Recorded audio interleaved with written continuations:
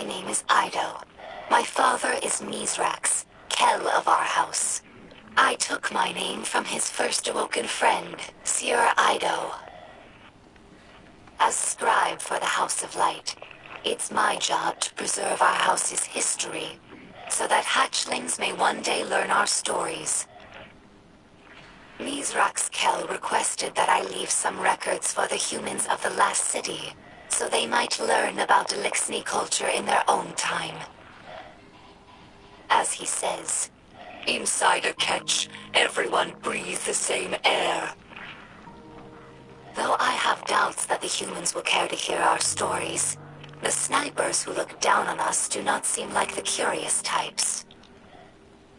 But the Great Machine has chosen them, so I must give them the benefit of my faith. Hopefully this effort does not go wasted.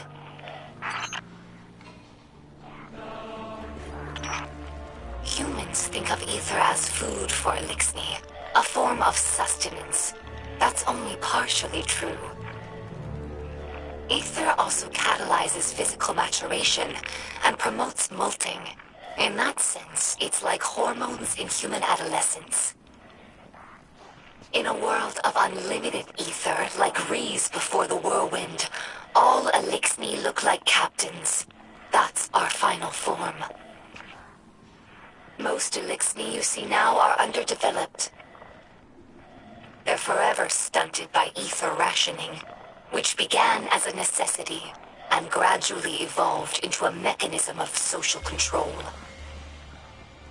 Now, ruthless leaders like Spider use the distribution of ether to keep their followers dependent. If Eliksni are ever to live in peace, we must make ether available to all, regardless of rank. Eliksni houses are more than tribes for sharing work and resources. They also represent living philosophies. In many ways, the House of Light is traditional. We worship the Great Machine, and we embrace ancestral roles like splicers and scribes. But in other ways, we're different. My father Mithrax is Kell of our house, but he does not act as past Kells.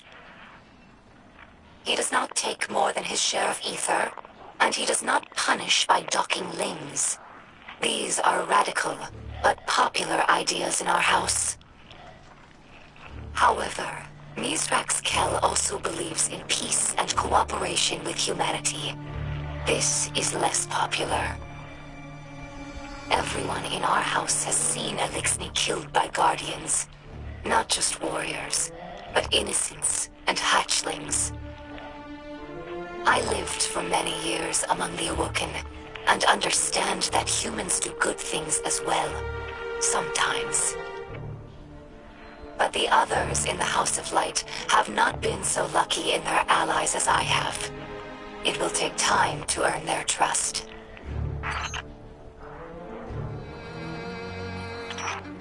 Some Eliksni tell hatchlings that these wards keep guardians from attacking us in our sleep. We know this is not true, of course, but it helps hatchlings to rest peacefully. Soon enough, they must learn that the guardians cannot be stopped by such things. That they cannot be stopped at all, even by death. After that, the ward changes meanings. For grown Eliksni, it's a reminder that the Great Machine blesses life-givers and killers alike. But now that we have seen the Guardians among their own people, taking orders and making awkward small talk, I don't think this tradition will continue in the House of Light. We no longer see Guardians as monsters, just people, frightened and misguided.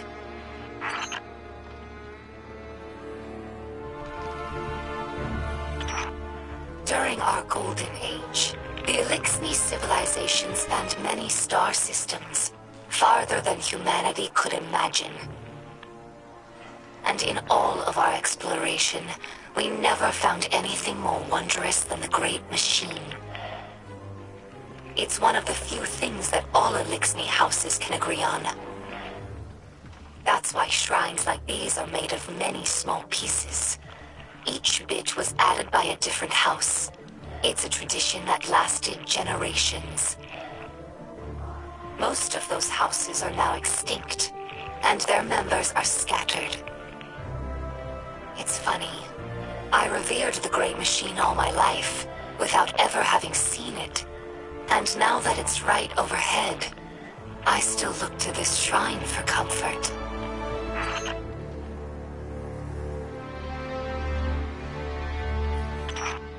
Here lies the remnants of Kell's Scourge, a dark period in Eliksni history. After the whirlwind, many Eliksni were overcome by feelings of hopelessness. They were homeless, hungry, and hunted by guardians and hive alike. So when civics founded Kell's Scourge, promising to return Eliksni to power with ancient weaponry, many were drawn to his call. Though the Scourge claimed to fight for Eliksni empowerment, in reality, they represented the final degradation of our culture.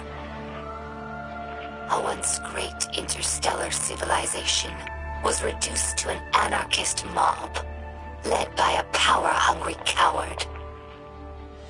Let ours be a cautionary tale. No matter how enlightened a culture, there are always those who prey on our worst impulses for their own gain.